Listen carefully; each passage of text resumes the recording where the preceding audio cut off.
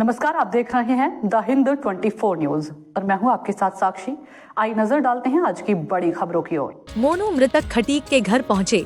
स्वामी यशवीर महाराज जी ने जिन्होंने मुख्य आरोपी को पुलिस द्वारा छोड़ने पर पुलिस प्रशासन को दी सख्त हिदायत। आपको बता दें कि मृतक मोनू खटीक के घर पहुंचे राकेश जौहरी, भारतीय खटीक महासभा राष्ट्रीय अध्यक्ष, ने पुलिस को सख्त चेतावनी देते हुए कहा है कि अगर सभी आरोपियों को पुलिस द्वारा गिरफ्तार नहीं किया गया तो 24 तारीख को शोक सभा महापंचायत में बदल जाएगी, जिसमें समस्त हिंदू समाज इकट्ठा होगा। मोनू के यहाँ क्या मामला है?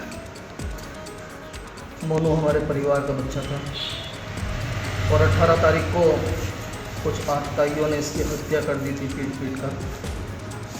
आज एक तो मैं अपने परिवार से मिलने आया हूँ, परिवारजनों से मिलने आया हूँ। मेरी सांत्वनाएं परिवार के साथ हैं और मैं अपने पूरे खटीक समाज की तरफ से परिवार को आश्वस्त करता हूँ कि इनको पूरा न्याय मिलेगा, सभी दोषियों की गिरफ्तारी होगी। कल मैं डीआईजी साहब से भी हमारा प्रतिनिधिमंडल इस संबंध में मिला था, हमने उनको भी पूरा प्रकरण बताया और डीआईजी साहब ने भी कहा कि कोई भी अपराधी बचेगा नहीं, सबको जेल भेजा जाएगा। बुढ़ाना पुलिस द्वारा एक मुख्य आरोपी को छोड़ दिया गया, अब तक गिरफ्तार नहीं किया गया, बचाया जा रहा है। आरोपी कोई भी हो, जितने नामजद हैं सबको जेल जाना पड़ेगा। हम इससे कम पे कोई समझौता किसी भी किस्म का नहीं करेंगे। पुलिस को हम मजबूर कर देंगे, इनको जेल भेजना ही पड़ेगा। और यदि पुलिस इसमें कोई ढिलाई बरतती है तो मैं अपनी तरफ से भारतीय खटीक महासभा और पूरे खटीक समाज की तरफ से ये चेतावनी देता हूँ यहाँ के पुलिस प्रशासन को कि यदि 24 तारीख तक सभी दोषियों की गिरफ्तारी नहीं हुई, फिर 24 तारीख को श्रद्धांजलि सभा ही नहीं, एक महापंचायत यहाँ जुटेगी, जिसकी पूरी की पूरी जिम्मेदारी यहाँ के प्रशासन की है। देखिए भाई, घर से वो मोनू की निर्मम हत्या हो गई, वो घर में नहीं। अब पीड़ित परिवार है, पीड़ित परिवार से मिलने के लिए आए थे सांत्वना देने को। और पुलिस प्रशासन से भी हमारा यही कहना है कि जितने भी अपराधी हैं वे सारे ही पकड़े जाएं और उनको भाई फांसी की या आजीवन कारावास की सजा का प्रावधान हो। और ये इस तरह की घटनाएं केवल यहाँ बुढ़ाना में नहीं हुई, मैं भारत सरकार से भी कहना चाहता हूँ कि इसकी जांच हो।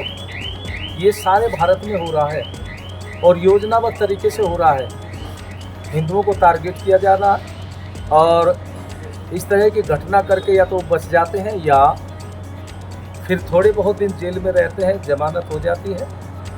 और इस तरह की घटना करने वालों का कोई खर्च भी नहीं होता, क्योंकि इस तरह की घटना करवाने वाले जो दारुल उलूम देवबंद है और इन मुस्लिमों के जो संगठन है वे लोग लगे हुए हैं और वे ही इन सब अपराधियों के खर्च को उठाते हैं, बल्कि जेल तक और वकील भी फ्री होते हैं और इनके घर का भी खर्च उठाते हैं। इसलिए वो घटना कराने के लिए जिम्मेदार है और इन संगठनों पर विदेशी फंडिंग भी आता है। तो मैं भारत सरकार से कहना चाहूँगा कि इनकी सारी जांच हो और इन पर भी शिकंजा कसा जाए, क्योंकि कहावत है कि भाई चोर से तो बड़ा अपराधी उसकी माँ होती है। तो ये अपराध करने वाले जितने भी मुस्लिम युवक हैं, इनको अपराध कराने की प्रेरणा देने वाले इन्हीं के मुस्लिम संगठन हैं। ऐसा कि सुनने में आया था कि भाई 3 अपराधी अन्य पकड़ भी लिए गए, लेकिन 3 नहीं, अब तक तो एक ही अपराधी पकड़ा गया है। ये झूठ बोला गया और मैं कहता हूँ कि सभी को एकदम पकड़ा जाए और जो भी अपराधी हैं इनको ऐसा नहीं पकड़ करके जेल में डाल दिया जाए। मैं तो ये कहता हूँ इनके सारों का एनकाउंटर होने चाहिए और हाथ नहीं पूरे होने चाहिए। इनको जीने का कोई अधिकार नहीं है। इनका उद्देश्य है कि वो मुस्लिम बस्ती है, मुस्लिम बस्ती का हो या एक पाकिस्तान का, ये वहाँ से ये चाहते हैं कि यहाँ से कोई हिंदू न गुजरे और जो पड़ोस में भी कोई हिंदू रहता हो उसको पलायन करने के लिए मजबूर किया जाए। ऐसी घटना के माध्यम से जानबूझ करके घटना इस तरह के करते रहते हैं और आए दिन हिंदुओं के साथ में ऐसा होता है।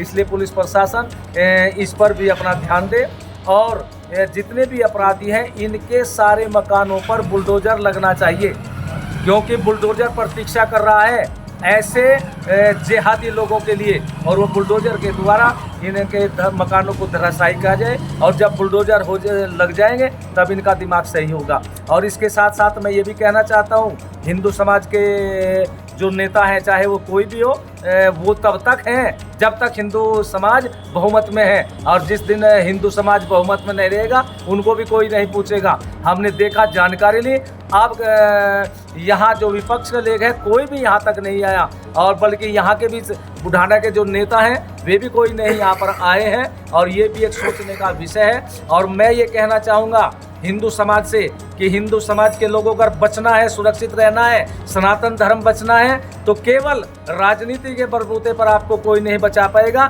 हिंदू समाज को ही आगे आना पड़ेगा। और जब तक हिंदू समाज आगे नहीं आएगा तब तक इस तरह की इन जिहादियों के द्वारा हिंदू समाज के ऊपर घटनाएं होती रहेगी। अभी गुजरात की घटना हुई है, छोटे छोटे बच्चों को जिहादी बनाया जा रहा है, और समोसे में गौ मांस खिलाया जा रहा है। फिर आवाज़ उठाई तो एक 10-12 साल के बच्चे को उसी आयु के बच्चों ने, मुस्लिम बच्चों ने चाकू से गूंद करके मार दिया। और ऐसी बहुत सी घटनाएं हो रही है, इन सब पर भी शिकंजा कसा जाना चाहिए। स्वामी जी, एक आरोपी को पुलिस ने छोड़ भी दिया है, उस पर क्या प्रतिक्रिया? देखिए, वो छोड़ दिया, ये पुलिस का ही विषय है, उससे पूछा जाना चाहिए भाई जब वो आरोपी था उसको क्यों छोड़ दिया गया। और हाँ, कुछ लोग ये भी कहते हैं, और कहने वाले वे हैं जो हिंदू समाज से जुड़े हुए हैं, कहते हैं कि जिनको पकड़ा गया है वो दोषी नहीं है। तो इसका अर्थ ये है कि उनको पता है दोषी कौन है। जो दोषी है उन्हीं नेताओं से पूछो दोषी कौन है, और पुलिस को बताए या स्वयं पुलिस को सौंपे दोषी कौन है। लेकिन इस तरह की बकवास बंद करें, ये हिंदू समाज अब जाग चुका है, ज़्यादा दिन तुम्हारी इस तरह की बातें नहीं चलेगी। देखते रहिए द हिंद 24 न्यूज।